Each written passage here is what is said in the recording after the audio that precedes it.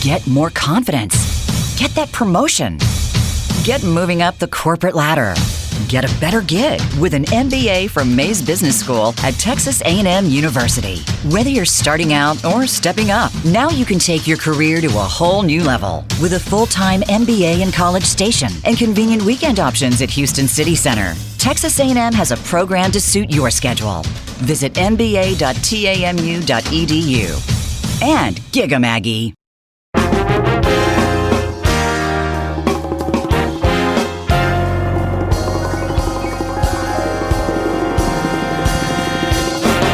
Howdy, welcome to Mays MasterCast. I'm Ben Wiggins. I am not the Assistant Dean for Graduate Programs, and I'm here with today's splendiferous host, Shannon Deere. I like that. Thanks, Ben. How are you? I'm doing all right. Crazy times out there in the world, but doing okay.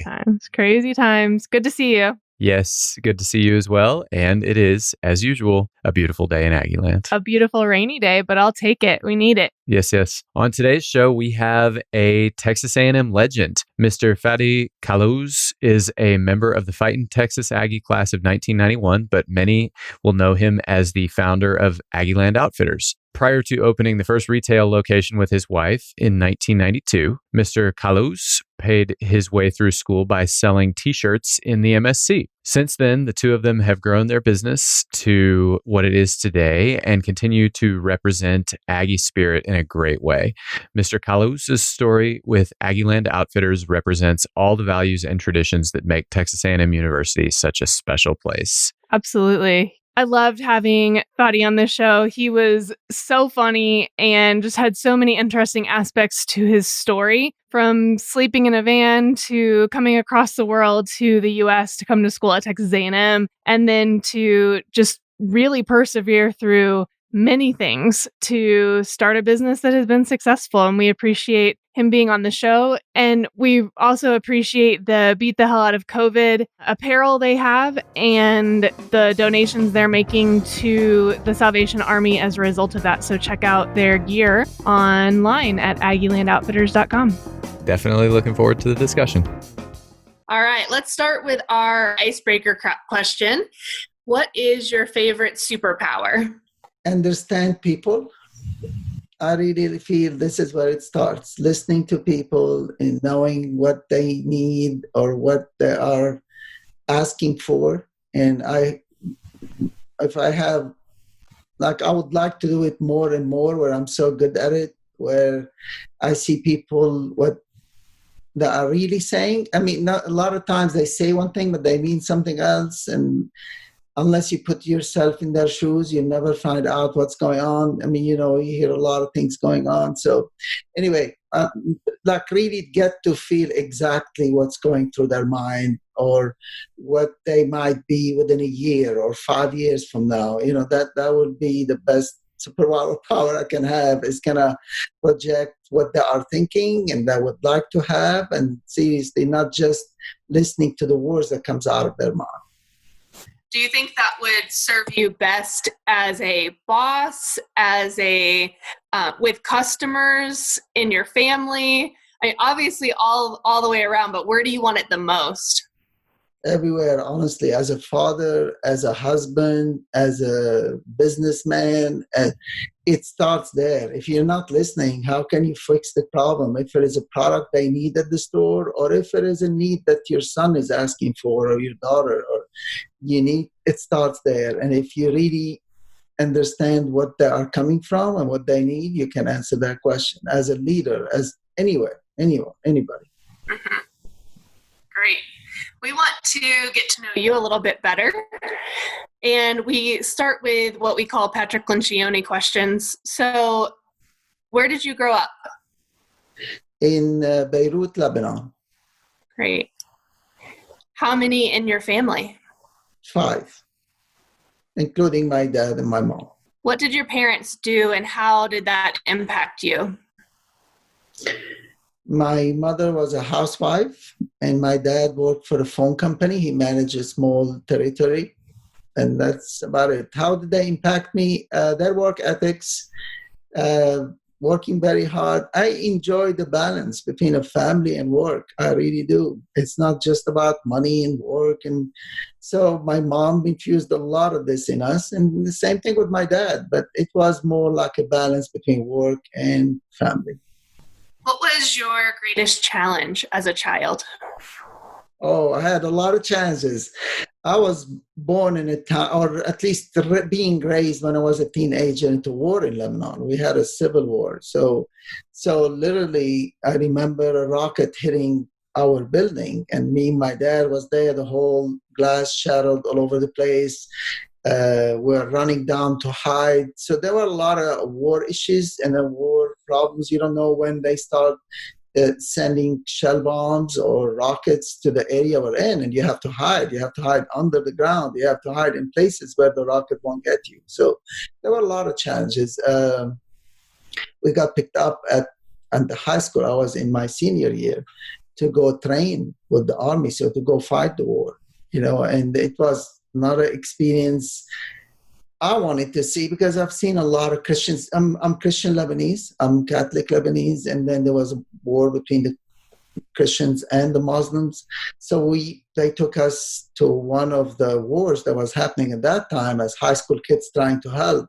And you see a lot of things you don't want to see, honestly. You don't see Christians acting Christians. You see Christians acting, like barbarians trying to kill the enemy or whatever. I mean, anyway, so it was not a good experience. No. But that's what caused me to run away from Lebanon, actually. When did you leave Lebanon? 1983. And what was that process? How did that work for you? I got lucky enough to get accepted to come and see my brother here at A&M. He was graduating from A&M. And my dad was coming, so I told him I want to come with him and see if I can apply to A&M and get accepted. Like I said, it was a rough moments there. A little war was happening. So I honestly think sometimes are God's given. You don't know how. You don't know. You get lucky. I got accepted to come. We didn't have that much money. A lot of times, if you want to come, you better have a lot of money to support you to go to school here, and I got lucky. We got the visa. My dad and I came. We all attended my brother's graduation. My dad and my brother went back home, and I stayed here. What was your first job? It was working at a McDonald's. And it was, I learned a lot from that job. Was that here in College Station? Yes. In Bryan, the one on 29th Street now. Any funny stories from that experience? Yes. Hopefully everybody would learn from it.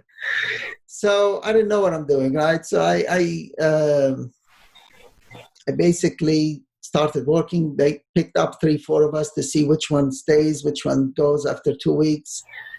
So I started learning different things, and then I thought, I can become the best in chicken nuggets. I want to make sure I have the fastest chicken nuggets to you. Whenever somebody orders them, I want to be the first one to get it to you, And I became the best at it. And after 2 weeks, I was let go. That's the only job I got fired at, my first job. And I said, what's going on? He said, well, you were great. I said, I was doing the best job ever in chicken nuggets. He said, yeah, you were great in chicken nuggets, but you didn't do burgers. You didn't do a lot like chickens. You didn't do like chicken sandwiches, So at the end, he goes, what I understood and what I learned, you just have to be 110% wherever you are. Don't focus on just being one thing and then be the good at it. You need to be good at making burgers and making chickens. So he realized that some other people were overall better than me. I stick to one job, one section in their business. And this is when I learned it the hard way. Since then, I've never been laid off or fired from any job. So tell us about your career path from McDonald's to Aggieland Outfitters. What has that process been? Where else have you worked? What else have you done that's influenced your position at Aggieland Outfitters? Okay, now let me tell you, because my story is a little bit different. When I left Lebanon and came with my brother, I didn't have that much, I didn't know English. So I had to study. I was French educated back home and Lebanese language. So I had to study English for the whole year. My dad left, my brother left. Now at a sudden I'm by myself trying to get it going, right? So I studied English at A&M for the whole year and then applied and got accepted. Thank God, everything is great. Industrial engineering degree.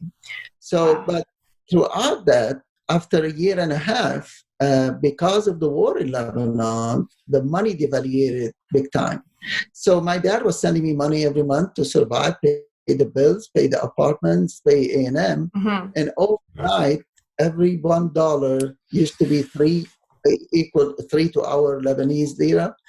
$1 became 3,000.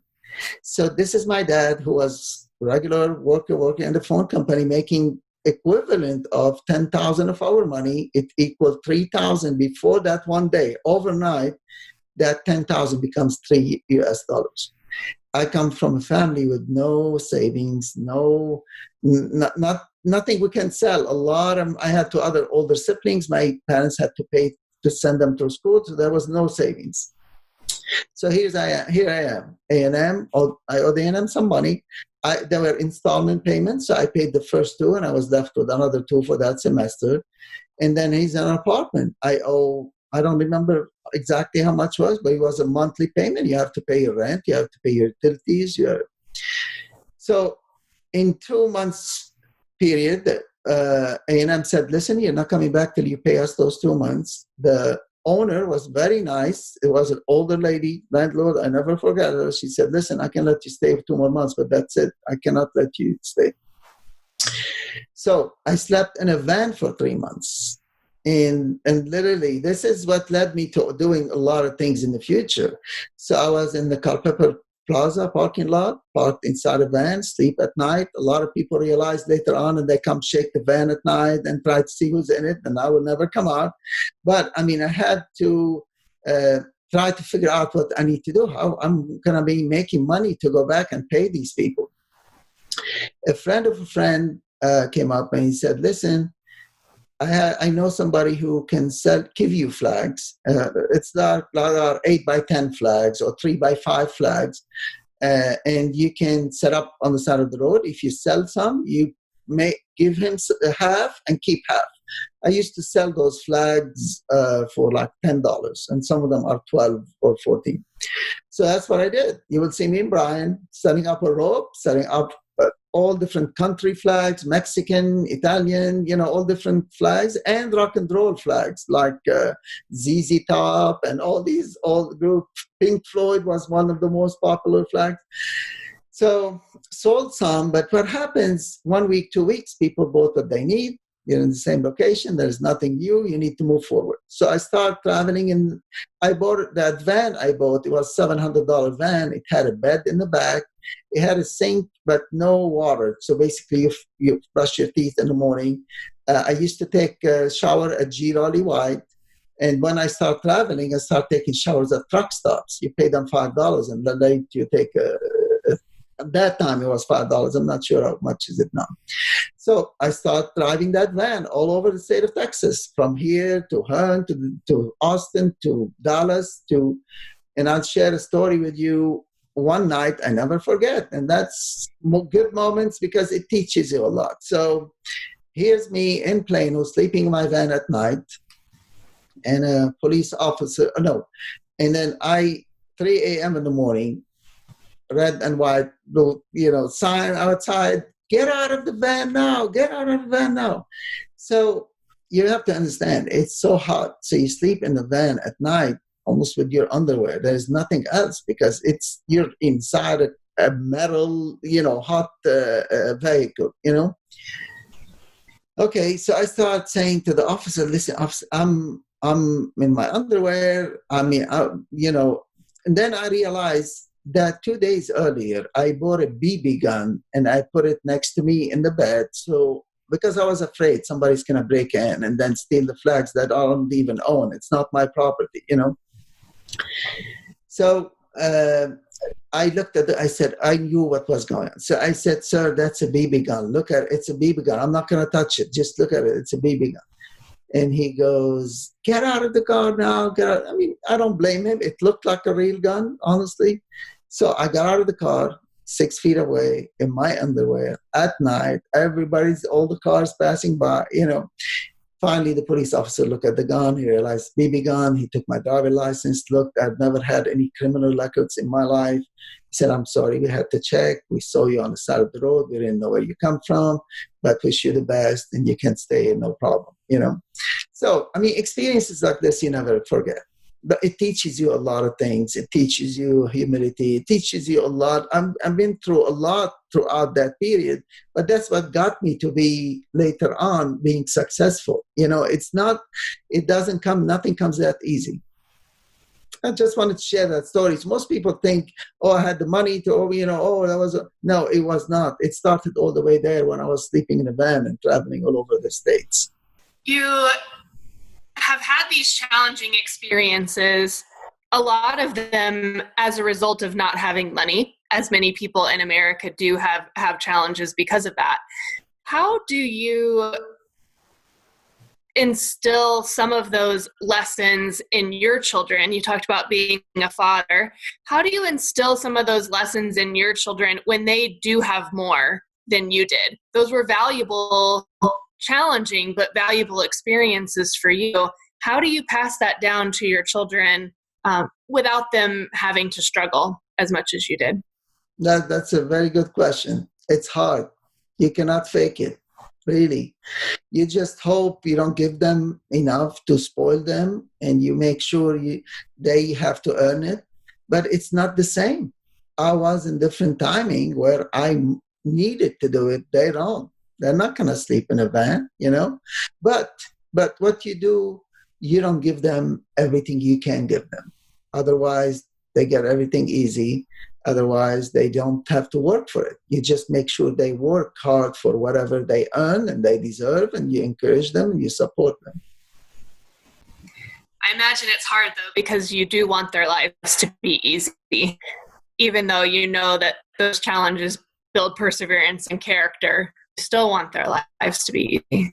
At the same time, I know if I give them everything easy, it's going to spoil their life. They're going to think everything's going to come in their hands. And that's, my wife and I feel the same way. It's just they need to earn it.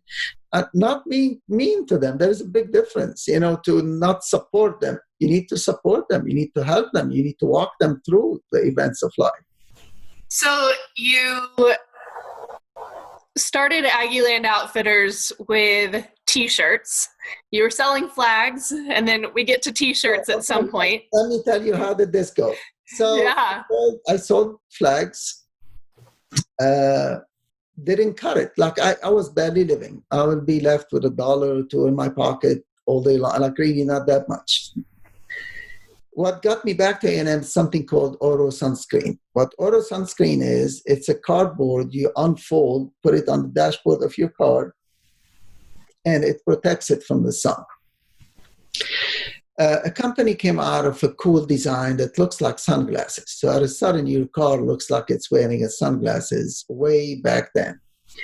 I didn't know anything. A friend of a friend, again, it's who you know, right? Sometimes I said, hey, there's this product there. You're doing these flags. Why don't you sell these things on the... I said, okay, what do we need to do? We traveled together. The company was out of Van Nuys, California.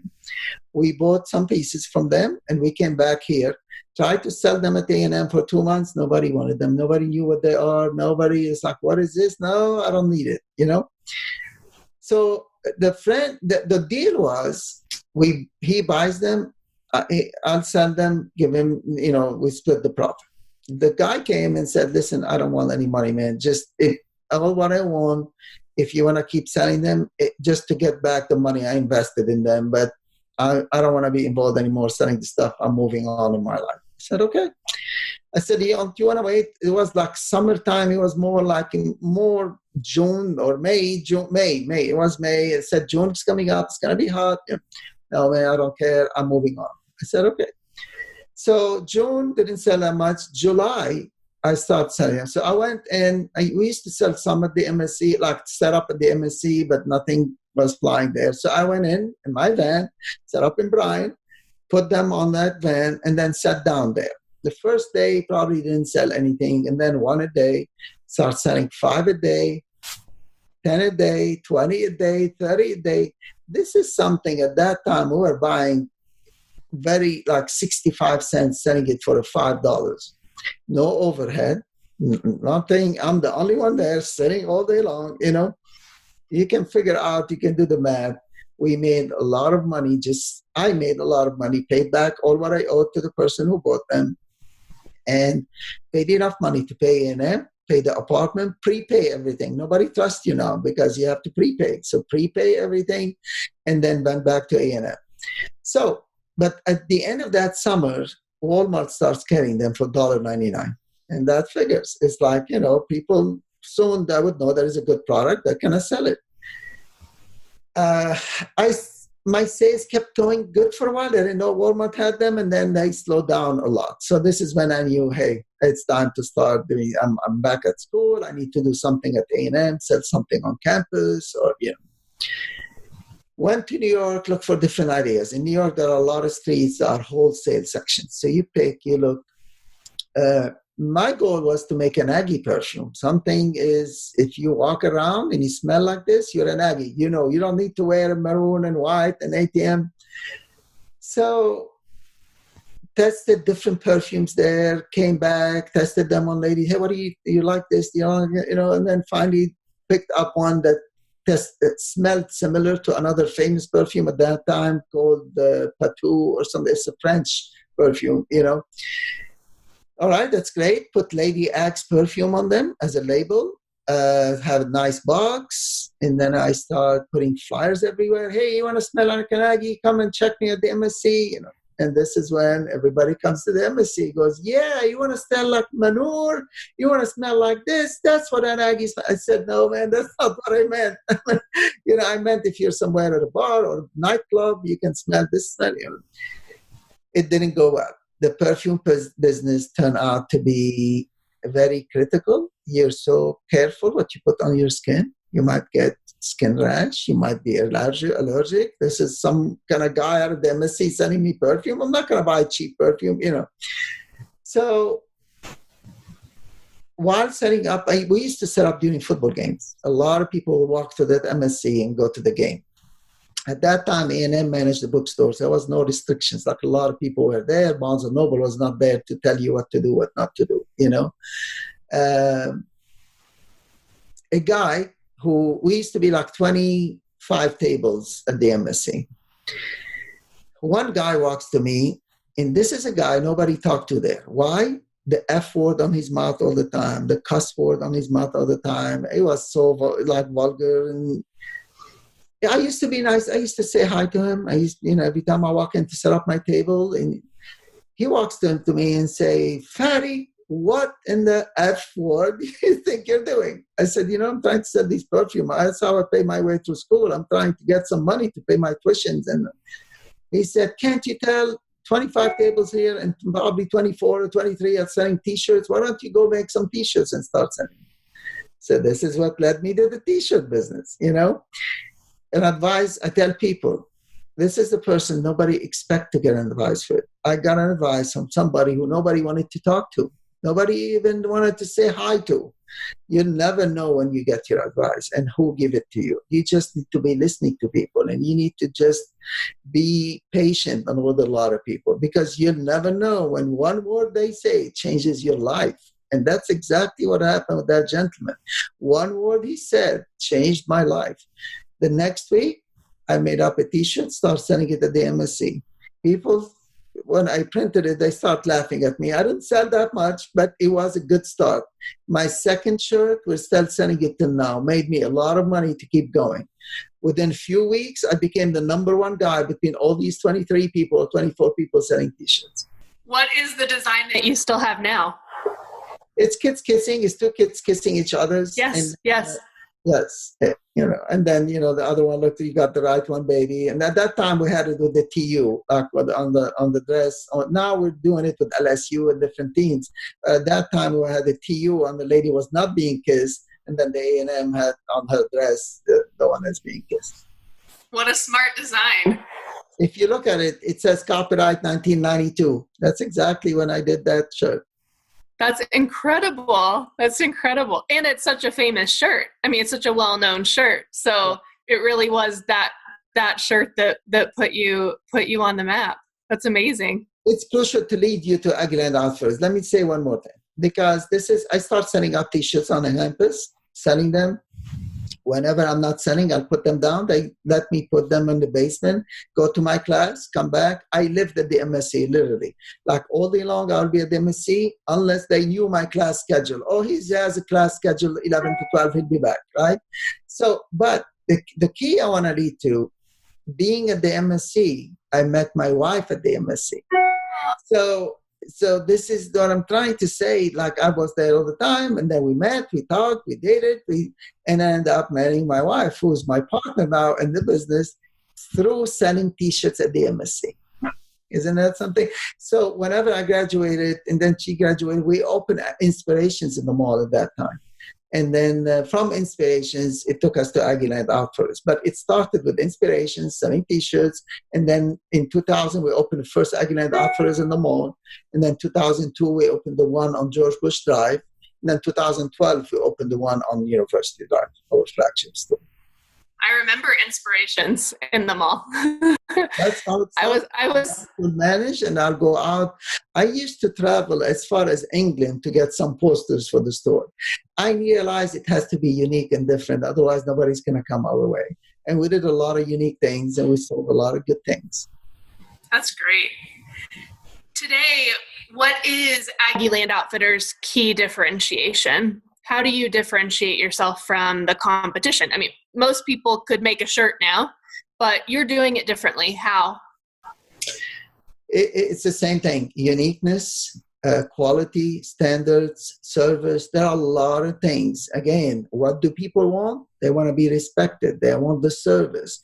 What do people want? Uniqueness. I mean, all our T-shirt designs are mostly designed by Aggies that works with us.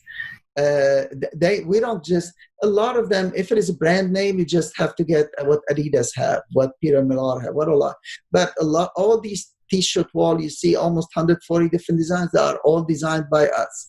You might see somebody else who stole something that looks like it, or whatever, like an inspiration, but all of them are designed by us, made just for us. And that's part of it. A lot of unique products is made overseas just for us. I mean, again, you gotta differentiate yourself and that comes to understanding your customer. Like, I told you at the beginning of our conversation, if you know what they need, you know what you can get them. And it might not be available in the market. A lot of good quality stuff was not available. I had to push. So you're familiar with a brand name called Tommy Bahamas, right? Tommy Bahama didn't have an A&M license. We used our license to bring them in. Say, listen, there's a market here. So we used our license. Once they saw how much we sold, then they got a license, and now they sell to all the universities, and they thanked me for getting the whole thing started. Same thing. A lot of other companies didn't even have an A&M license. We brought them in. We wanted to have the quality of Peter Millar, of Tommy Bahamas, of Game Guard. That's another company. Game Guard is a great fishing, like their fabric is a lot better than a lot of other fishing shirts we know. But they didn't have a license. We had to use our license to bring them in.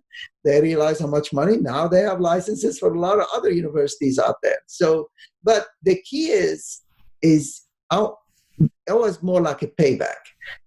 I shared with you, people buying shirts from me is what make me pay my tuition at A&M and get an engineering degree. It was more like, I want to pay back one way or the other. I want to bring the best back to Aggieland. I want to make sure you guys have all the good things that is out there with A&M on it, with the color maroon in it. And it started there. That was my mission, almost 29 years ago now. And it's still the same, honestly. It's still the same.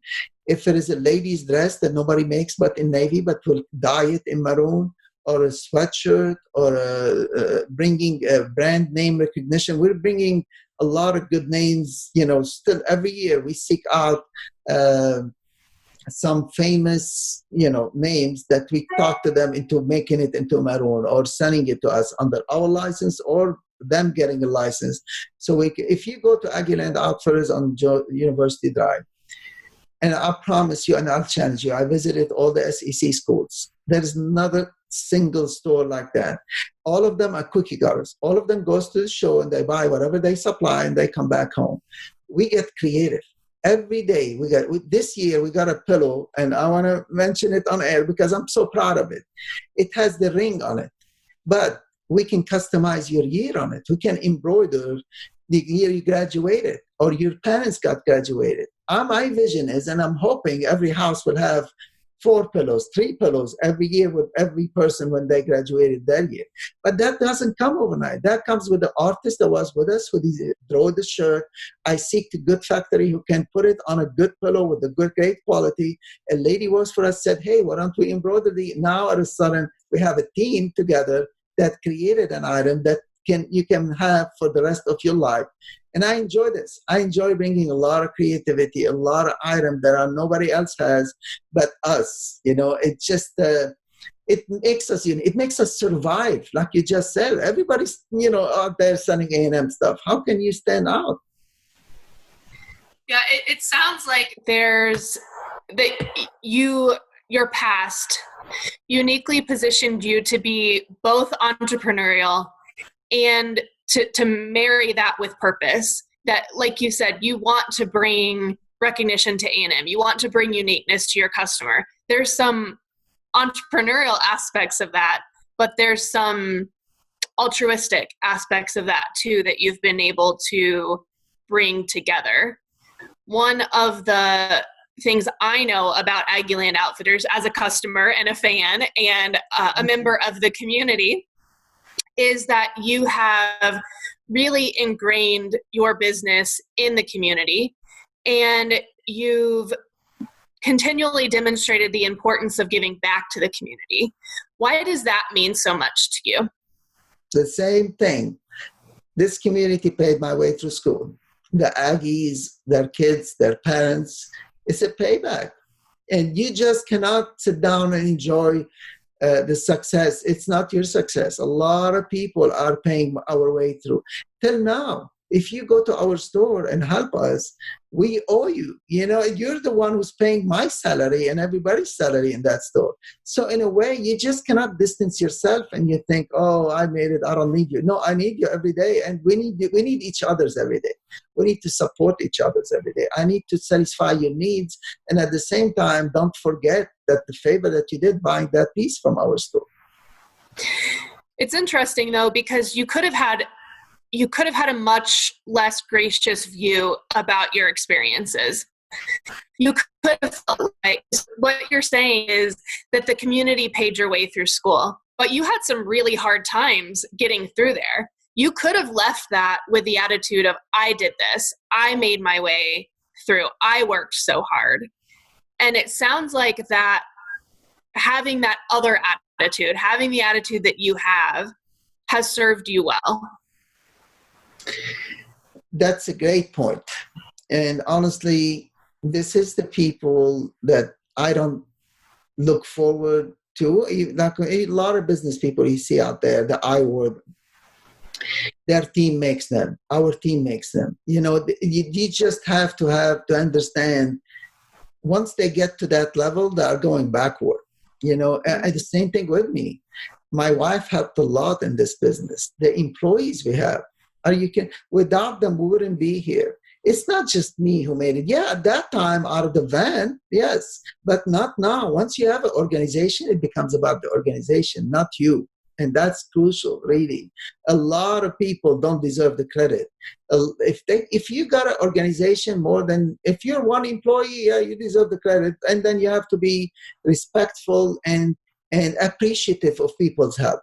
But if you are 10, 20, 30, 40, whatever, more than one, it becomes a team. It becomes everybody's doing it. Not just, you might have an idea, but who can execute that idea and make it work? Who can make sure, keep it working? That's the team for you. Yeah, it's beautiful. So I have a funny story. I bought two of the beat the hell out of COVID masks. And I guess I ordered it the day that it came out, because I got the email that said, we're rolling these out, and I immediately went and ordered it. And I will have to say one thing before I tell you the funny story. I ordered it, and by that afternoon, maybe the next day, someone had hand delivered it to my home. And because I wasn't going to the store, I wasn't going out yet. And so they hand delivered it to my home in a beautifully wrapped bag. And I was so amazed that a local company, and I'm going to ask you about that in a minute, that a local company would be able to execute that efficient of online sales. I was very impressed by that. But the funny part of the story is that I ordered them, let's say on a Friday, and Friday night, my husband said, hey, do you think I could make COVID masks and sell them and donate the proceeds to charity? And I said, no, I don't think that you can, because the Giant down the street is doing it already. And he was like, really? I said, yeah. And so I sent him the email, and I didn't tell him that I had ordered them. And then the next morning I got them, and I was like, here's your mask that I ordered for you, but you're not going to be able to make them on your own. And he was like, okay, cool. I'll let Aggieland Outfitters take care of it. But I appreciated the mask. Tell us a little bit about the masks and what you're doing in partnership with Salvation Army to raise money. I'm proud to say so far we have raised $13,862 for the Salvation Army. And the story with the mask. Let me tell you the story with the mask. Again, I tell people, yes, you face hard problems. We're all facing hard problems, changes, but you have to adapt. We didn't have any mask. We wanted masks for our employees to start with, and then everybody else. A lady that works with us has a seamstress experience. She starts helping us designing the mask and we start sewing them at the store. Honest to God, the store was closed. I got few sewing machines. She would tell them I was one of the people that would put that elastic inside and wrap it around. And then we end up needing a lot of help more from people in Houston and surrounding areas to help us. Even in Bryan, we start getting a lot of demands. We didn't have enough. We didn't have enough fabric. We didn't have enough elastic. We didn't have enough people to sew them.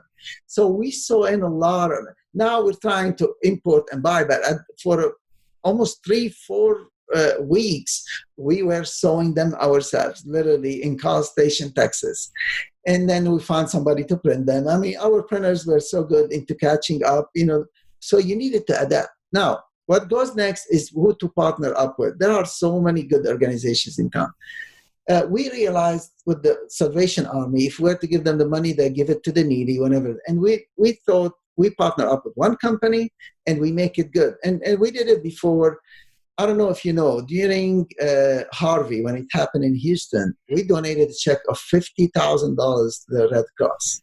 And I'm so proud because we focus hard on selling and focus hard on donating. We don't just say the word and not end up doing anything. No, we do it. Trust me. If we mean it, we mean it. That's the key. Don't just act like you're helping. Where is the check? Show me the check. If you show me the check, that means you've done it. And and then every sales, no matter what, moving forward, part of it's going to go to the Salvation Army. And that's exactly what's going to happen. It's so far 13,862, but it's going to hopefully will be more and more. And then we're going to keep donating, and we keep our promises, That's incredible. I love the mask, by the way. It is very well made. It's the best one I've seen. Most people's are falling off and all messed up. This one it goes right against my face. It's very big, so it covers my whole face, and the elastic is great. So you did a good job sewing that elastic on. I don't deserve the credit. Honestly, a lady works for us named Min. She deserves all the credit. She's the one who designed it. She's the one who told us what to do with it. See what I mean by the team? It's not just you. However, now we're importing another one that I feel the fabric quality is, but now we're on another level. I want to make sure those elastic get adjusted, not just so if your face is small, big, whatever, it fits you. I want to make sure it goes up and down, like if your face is small or high. So now we know better, but we never knew the mask business before. Everybody's learning this mask business now, So I think soon we'll be getting another one that I feel it fits people's faces better and almost any face. But at that time, Min that did an awesome job in quality the Yes. design of the mask, the fabric. I mean, we saw a lot of cheap masks out there, and we didn't want to sell them at Aggieland Outfitters. A lot of people offered us a thin layer, something with two cut on the. We didn't like it. We didn't want to sell it. We got stuck with few that we're selling them very cheap to, like, hey, this is a cheap mask. Do you want it? But that's about it. Otherwise, we want to make sure stay to our standards, our quality, our service. Which is how I knew it would be, right? I mean, that's what I knew. Yeah, I didn't need to vet the mask first. I didn't need to see it. I just knew it was going to be good. And it had beat the hell out of COVID. So of course I loved it. And I got the mask. That's great. Too, that goes in. Don't just make any mask. Make mask with a twist on it that it shows all the creative people working for Aggieland Outfitters, That's right. Yeah, that's right. So I mentioned that I ordered the masks, and by that night or the next day, they were outside my house, ready for me to use. The shift to online retail has threatened a lot of retail stores, especially during COVID, but even pre-COVID. How have you adapted Aggieland Outfitters to be an omni-channel retail provider? That's a good question. I do believe we were, and then something I regret not doing 5 years ago and learning more about the internet. But I want to share one thing with you. A year ago, I said, hey, Amazon is delivering the same day in some areas. We want to deliver the same day to anybody in College Station, Bryan. We launched that service. And guess what? After 2 or 3 weeks, everybody came back to me, oh, it's not working. Nobody wants it. It was not a good idea. The same idea now, but there is a need for it. It worked so well. We were delivering to a lot of people, but it depends on the need and the time. At that time, nobody needed it. Everybody was around picking up their stuff. But we realized, hey, we got that set up. We got the van. We got whatever we needed. Why don't we start doing it when they are sitting at home? And it became a success. Trust me, we could not keep up in some of them. We had to hire more drivers, and we were doing it for free. That cost you money, I swear. The person, the gas. But it was, again, what do? You adapt. We got faced by something nobody expected. Now, all of a sudden, what do? Everybody needed masks. They don't want to go out. They want the mask before they go out, And then what do? You drive it to them. You deliver it to them with the service and the image that they expect from you. And that's exactly what happened with driving the van. How do you think that will affect your sales, your process? Will you maintain that delivery service after COVID? How do you think it will affect things post-COVID? So things are changing already, we slowed down. We used to do a lot more deliveries. We still do the web still strong, but it's still, it's not the same. You have to, it's what people need. Like, what we talked about before, what do they really need at certain time? What do they really need, right? They really needed somebody at that time to deliver it to them, to make sure everything. Now, they don't need you anymore. They can go out, they can search, they can look, they can, the whole town is open, the whole internet is open, people are delivering. At that time, you're the only one in town. You were the only one who had a maroon mask. People are copying, people copy you. And then at a sudden now, everybody has a maroon mask. I'm not sure when, but literally, different needs are at different times, and you better stand out and deliver. We are delivering exciting stuff. So now we're going to get a product called Zuno, and I don't know if you're familiar with it, but basically it's a 24-hour germ-free. So people don't want to have to spray their hands all day long. The sanitizer only works when your hands are wet. So it kills the virus for 3 minutes, and that's it. What happens after that? You need to keep spraying yourself all day long. So we decided to get involved and buy, and then soon the product will be in our store in a 24-hour germ-free product where it stays at your hand all day long. You don't need to worry about it. They say if you use your hand a lot, it might be less than 24 hours, 12 hours. 8 hours is enough for me, honestly. While I'm shaking hands with people, if I'm, they shake hands with me, or if I'm anywhere touching anything, I want to make sure I don't get that virus. And that's why, even that product, we're going to be having service on the side, like fogging it to different organizations and restaurants. And so I'm excited. But why? Because people needed it. Why? Because this whole thing about being so germ-free now is crucial. You don't want to catch it. Nobody wants to catch it. I know you might not kill you, but it's a nightmare with you, your friends, your surroundings, your colleagues, anywhere, if it is in the class or if it is in your dorm, your relatives, your parents. I mean, you want to make sure they don't get it. You want to make sure you're providing masks to wear it. They protect themselves and the others. People look at the mask. I don't need it. No, it's not because of you. It's out of respect. You're trying to make sure, tell somebody else that I don't want to give it to you, even if I have it and I don't know I have it, Absolutely. Yes. And A&M now is going to be requiring masks in the fall. So it will be interesting to see how students adapt to that, because they've really seemed to avoid them for the most part so far. And they'll have to wear them when we come in the fall. And that's another need that we're trying to satisfy by getting a lot more masks to make sure they got it. And they get a mask for different timing, if you're in the sun outside, the material of the mask needs to be a little bit different. Mm-hmm. Why? You need to breathe more. You don't need to be hot with the mask. And we're getting to that next level of understanding the mask business a lot more, That's great. So this year, new student conferences were moved online. I imagine those events are big sales events for you, with parents being in town and coming by the store. It's kind of part of the experience now of coming to your new student conferences, going and getting your t-shirt at Aggieland Outfitters. So how have you developed innovative ways to balance out those lost sales? We're trying to reach out to them in one way or the other, either emails or mails. I mean, again, it's not the same. And if somebody tells you they didn't get hurt with this, a lot of people got hurt. I mean, we're trying to put the good face out there, to go out there and hustle and work, so we don't give excuses to ourselves, But at the same time, you bet our sales are down.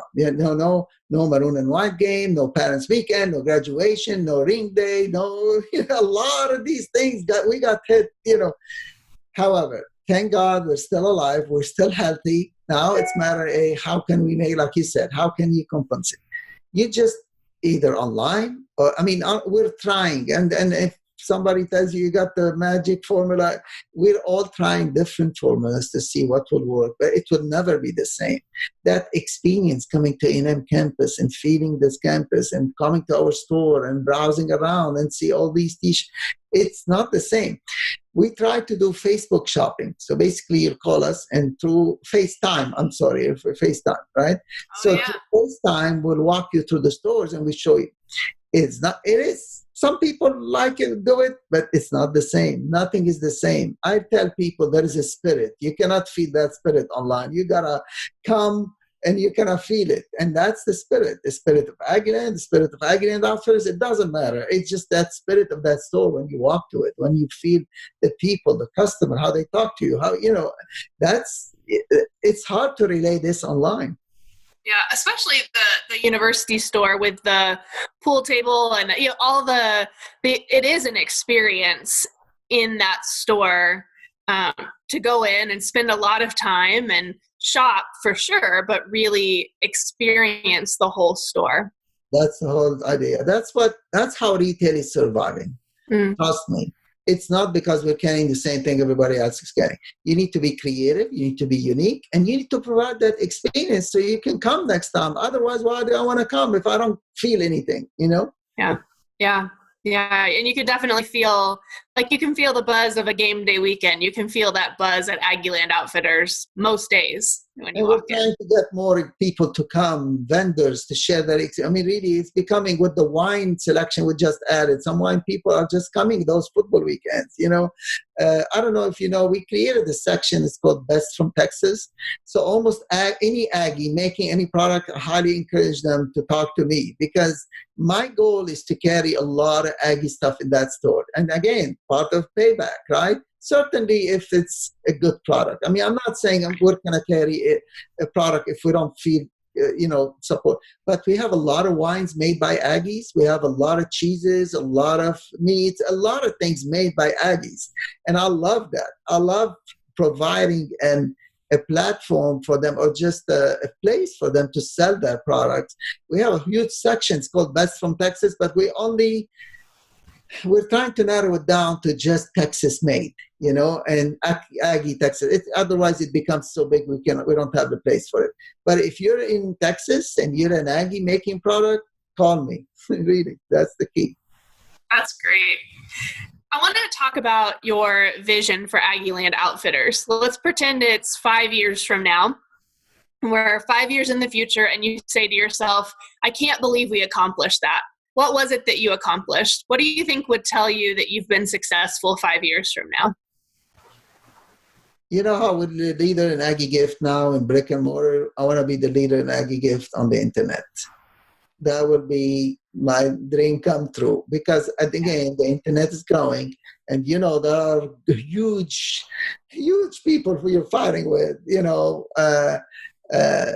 If we can become the number one successful internet Aggie provider out there, just Aggie. I don't want anything but Aggie. And we're not going to go and jump all over like everybody else is doing.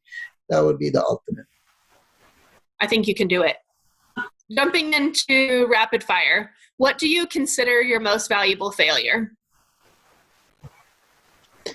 Wow. There are a lot of failures. Really, there are a lot. It's not more. They add up. Trust me, they add up. You try different things, you fail in it, and you realize, like I mentioned to you about the van idea. I wanted to deliver the same day to everybody in College Station. It was a failure at that time. Look, during the COVID-19 pandemic, we realized to be the best failure. But it is not like making money is more. I don't know. I look at failure as part of winning. It's like you hear this, but it's the truth. If you're not going to try and failure gives you that push to do more. And instead of saying, "Oh, I failed, I'm not gonna try," you need to keep trying till one day that failure becomes a part of your success. And you hear it over and over. Trust me, I'm not the only one. You read a lot of books. You watch a lot. People did not make it overnight. They have to fail a lot of times to get it overnight, and you learn from your mistakes.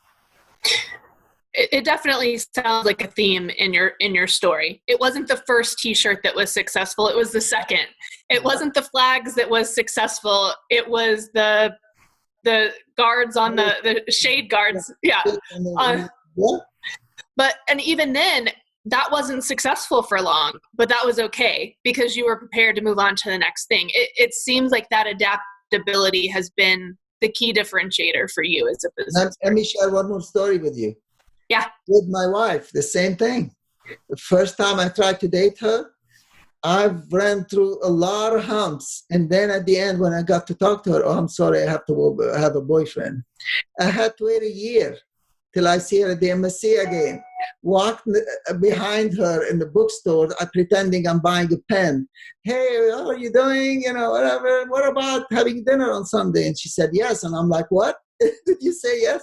So it took me a year to get the first date with my wife. So again, I failed the first time, but not the second time. Persistence is crucial in anything you do in your life. Trust me, because not everything's going to come easy. Yeah, the first time you might nail something, but a lot of them, they're not going to. Certainly, if there are hard things and not easy things. I mean,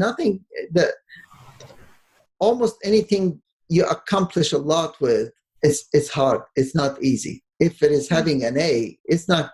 Maybe some people are geniuses and they can have A in something, but at the same time, they need to work hard into people's skills. They need to work hard into raising a family. I mean, that's what I'm trying to say. If something comes to you easy because you're naturally, God give you a talent to do it, that's great. Go with it. But don't feel you can just relax and not learn a lot of other things in life. That's great. What do you think is people's biggest misconception of you? I'll tell you in one way. I do ask a lot of opinions. I do listen to a lot of people, but at the end, I have my own judgment how to make it. So a lot of people think, oh, I'm so naive. Oh, I don't listen. I listen, but at the end, I have to make my own decision, right? But part of your wisdom is to listen to everybody. You'll never know when you get that answer that's better than your answer, But if they think I'm not thinking on my own, that's a mistake. And that's what sometimes it happens within our company where, hey, they don't think, no, my opinion usually comes gathering so many opinions together. But yes, I ask a lot of questions and I pretend I don't know anything because I don't want them to be influenced by my opinion, I imagine too that comes from sharing the credit a lot, right? It's natural for you to want to share the credit rather than saying, but that was my idea. And so then people don't know. People don't always know that it was your idea or it was what you brought. But it's an important trade-off for making sure everyone feels involved in the process. Trust me, it's not the trade-off. It's more giving people credit when they deserve it.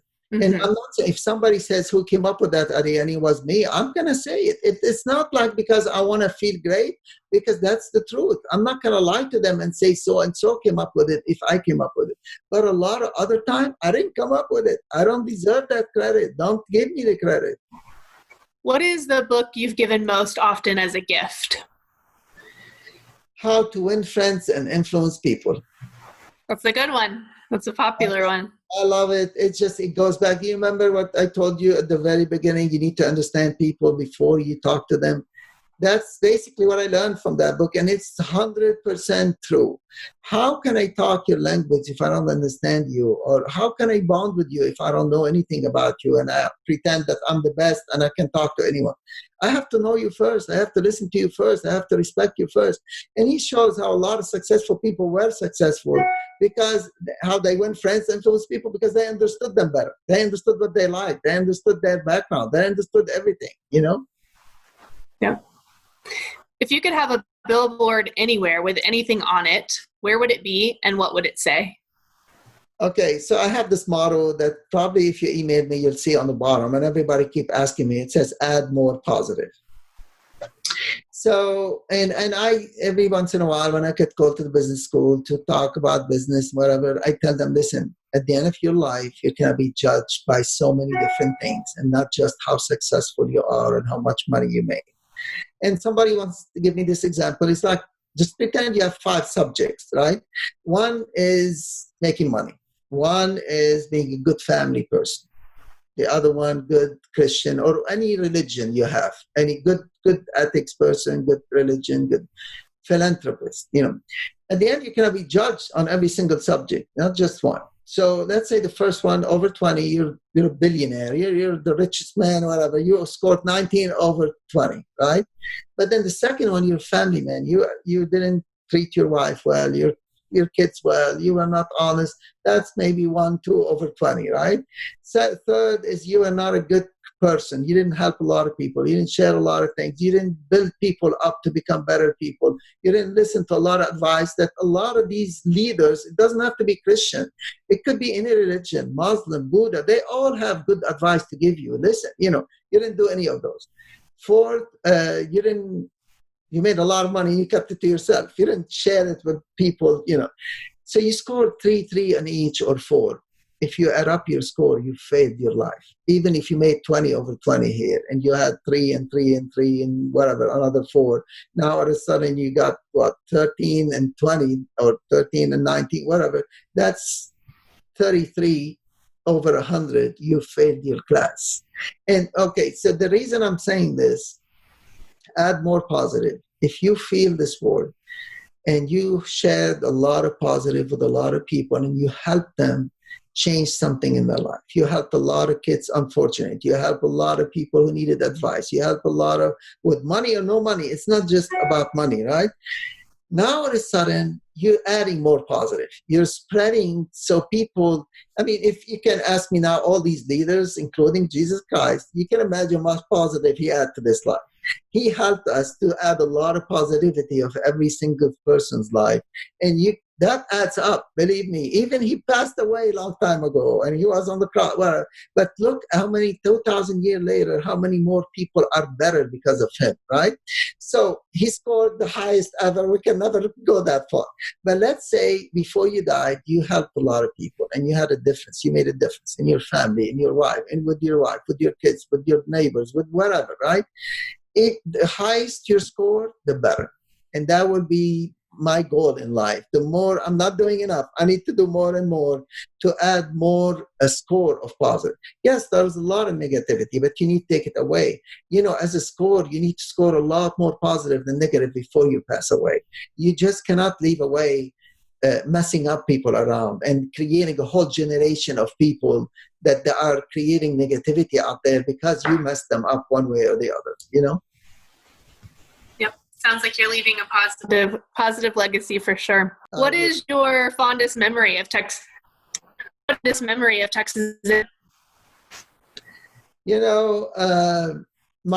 Meeting my wife, trust me, she's the best partner I have. And without A&M and that MSc experience that I had, meeting people, and I have met a lot of good people at the MSc. I had met janitors who would come and say hi to me and help me find the room. I have met people who manage the MSc where they let me have the table and stay late to sell more, so I need the money. I met a lot of good people. I learned a lot of businesses. Believe me, business, people skills, how to talk to people, what people want. So meeting my wife, so that would be my best memories of A&M. I wonder how many people have met their spouse at Aggieland Outfitters. Believe it or not, we know a few people who actually work with each other or they met them there. It's good to know, right? Again, you're adding a little bit to a good story out there. We had employees who met each other's working for us, and now they are, husband and wives. And it's nice. It's just, again, you feel good about it. It's adding positivity, right? You're getting two people who deserve each other to be with each other. They are happy. They have a nice family. And guess what? You are the one who they met in your store. And if you didn't hire them, they wouldn't have met. Yeah, it's nice. That is nice. We end each session with Good Bull. This is an opportunity to recognize someone else for something great they have done. Do you have someone you would like to send Good Bull today? Of course. Fadi Kalaouze. We appreciate her too. And that's my wife. I don't know if anybody, but believe me, without her, the whole company wouldn't be here. There's a lot she's done on the back end to get it going and still doing a lot of hard work, really. And I imagine a great impact on your life too, and adding some positivity to your life. But our kids too, we have 3 kids. I believe she helped us raise great family. No, really, at the end, no question about it. That's wonderful. We appreciate you being on the show. Tell us how Aggieland Outfitters, how those young freshmen who miss their in-person new student conferences, or the graduates who miss their graduation, how they can still get their Aggie gear and get that today when... Actually, I like to share one thing. With every freshman, we give them a free shirt. One of our best made shirts is called A&H. We give them free when you come to our stores as a new freshman. You tell us, we'll give you a free shirt. So I want to make sure every freshman out there hears that come to Aggieland Outfitters, get your free shirt, ask for it. A lot of people didn't know. Ask for it. It's free. You don't need to buy anything. We're not asking you, and it's not a cheap shirt. It's one of the best shirts you can buy. Believe me, quality-wise, it's at one point, that's another question probably it would have. I realized that a lot of shirts on the market, one main one is called Comfort Colors. That's great. I'm not saying it's not a good shirt. I want to make a better one, So I really searched for 5 years. I washed so many shirts. I want to make a shirt in maroon and white you can wash in hot water, not just cold, because I know a lot of students put everything in hot water, and so it won't bleed, it won't come. So we end up making a shirt that's A&H is the label. A&H is one of the best shirts. You can wash for 5 years in a row. It will never have a hole in it like a lot of other cheap shirts. A lot of comfort colors are hand-dyed or pigment-dyed. If you just put a white shirt and just rub a little bit, it comes out on a white shirt. The color of that dark shirt comes out. I don't want that to be on people. So this shirt, nothing's going to come out. You can wash it in hot water. It's not going to shrink on you. That's another thing. I make sure to shrink and wash the yarn so many times before they make the shirt so it won't shrink on them. So you can wash it so many times in hot water. It's not going to shrink. It's not going to bleed. So I'm so proud of that shirt. So anytime a freshman comes into campus to introduce them to that brand, we give them a free shirt of A&H. So that's great. Well, freshmen, go see Aggieland Outfitters, and everyone else go support Aggieland Outfitters too, because they've been there for us. Thank you. Thanks for listening to that interview with Fadi Kalaouze. For our first top 3 takeaway, Shannon, you alluded to this in the intro, sleeping in a van. Yeah. You do what has to be done. And all the most successful business owners, not all of them have slept in a van, but all of them have some kind of story about swimming through a river of crap. You're welcome for that visual. Yeah. But what were your thoughts on that? Well, I think it's the swimming through it and continuing to swim that most people aren't willing to do, that he just kept going. Like we've heard from so many entrepreneurs at a time when most people would have quit. And that seems to be the key differentiator between successful entrepreneurs and entrepreneurs who don't really ever get to that point. Yeah, agreed. These gosh dang millennials. No spunk to them. Hey, I don't know. I mean, we've had some millennial business owners on the show who have done much of the same things. It might not look like sleeping in a van. I'm a millennial, and I have slept in a box truck, actually. Yeah, so yeah. You told us that story, but that was like one night in a box truck, right? I think it was only one night, but that first summer in LA and into the early fall, Mm-hmm. I was ready to do more. Mm-hmm. I was like, man, it may come down to sleeping in my car. Yeah. So no, that's tough for sure. I think, one of the things that I think is different about some entrepreneurs that we've heard, we have an episode coming up with Henry Telemontes, and he is, closer to our age and has gone through the same ringer that Fadi has. And I think the one difference I hear a little bit in his story is that maybe instead of sleeping in a van, he's sleeping at his parents' house, where Fadi didn't have that luxury because he wasn't from here. He didn't have some of the same resources. So not that that's the ideal situation. I think Henry's been through a lot and lost a lot and gained a lot along the way. So I'm not taking anything away from his story, but the sleeping in a van part definitely, he had other options and chose that so that he could kind of do it his way. And maybe he didn't have other options at that moment, but he could have worked on campus. He could have, graduated from A&M and gone and worked, and he wanted to run his business. Yep. For our second takeaway, the idea kept striking me listening to his interview that timing is everything. Some of his ideas were before their time. Maybe a couple of them were a little bit after their time. But the idea of the online delivery service, well in advance of COVID, and it failed at first. And if he had just done it, earlier this year, and he did implement many aspects of it earlier this year, and it was an idea that definitely reached the market. But when he first wanted to try it, it wasn't the right time. So I think the misconception for me that was busted a little bit with Fadi's story was that timing is everything, but you're not seeing all the failures along the way, usually, when you see the successes. And that there were a lot of times where his timing was off, and he was okay with that. Even the story about the windshield covers, the sunglasses windshield covers, I love that story because he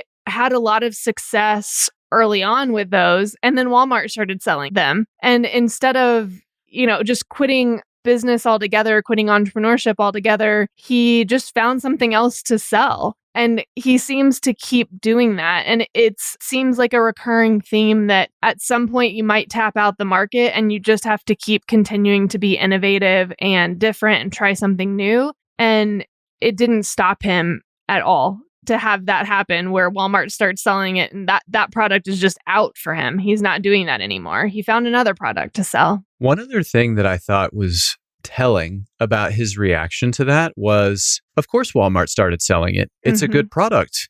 Walmart has economies of scale. They should sell it. And instead of being angry at Walmart and saying, Walmart is an evil corporation there to undercut the little guy, he said, hey, they're doing what's best for them. I'm going to keep doing what's best for my community and for my business. And here he is, you know, very successful. And that's not to explain away things like privilege or anything like that. But it is to say that many business owners have resentment for larger competitors. And I sensed none of that in him. No. And in fact, we talked a little bit about that on the show, about his positivity, I would say, is encapsulates whatever he has, and that he wasn't going to, at any point in life, bitterness was not an option. He was not going to let that be his attitude, and he was not going to let that impact his happiness or his life in any way. He certainly had opportunities to be bitter and to be frustrated, and even now, for COVID to be frustrating for him. It's having a negative impact on his business, as he said. Anyone that says it's not is lying, who's in a business that is impacted, right? I mean, there's some businesses that are doing better right now, but very few. And he's being negatively impacted, and yet he had such a positive attitude about everything all along the way. Yeah. No question. And regarding his attitude toward potential competitors, that leads us into our third takeaway, which was the innovation of using his licensing agreement with Texas A&M to strike deals with other potential competitors, such as Tommy Bahama and others. I thought that was a really neat twist on how that sort of thing works in the retail world, for him to be able to make them into allies instead of not enemies exactly, but competitors. Yeah. And even just the innovation of that, right? A lot of retailers would say, oh, you don't have a license, I'll move on. And instead, he's used his license to really help other companies and help his customer bring something that his customers really want. And I think his commitment to the best product drove a lot of that too, that he wanted that if the best product didn't have the right licensing, he was going to make that happen for them. That's right. And there was an unselfishness to the way he approached his business that I found really refreshing. It often seems like there's this kind of choice to be made between being selfish and making a lot of money and being altruistic and kind of settling for second best. And this man and his wife have not done either. They've really tried to help the community. They've tried to help other companies that could be seen as competitors. And yeah, it was a real breath of fresh air to listen to their approach to business. I loved it. Loved the story. I did too. I really enjoyed him and his story. So our paths had not crossed up to this point. So it was really nice to meet him. And I look forward to seeing him in the community more. You want to close us out with a quote? Yeah, I will close us out with a quote. Courage is not limited to the battlefield or the Indianapolis 500 or bravely catching a thief in your house. The real tests of courage are much quieter. They are the inner tests, like remaining faithful when nobody's looking, like enduring pain when the room is empty, like standing alone when you're misunderstood. Charles Swindoll. An MBA from Texas A&M University can take your career to a whole new level. With full-time and weekend options, Texas A&M suits your schedule. So get a better gig. Visit mba.tamu.edu.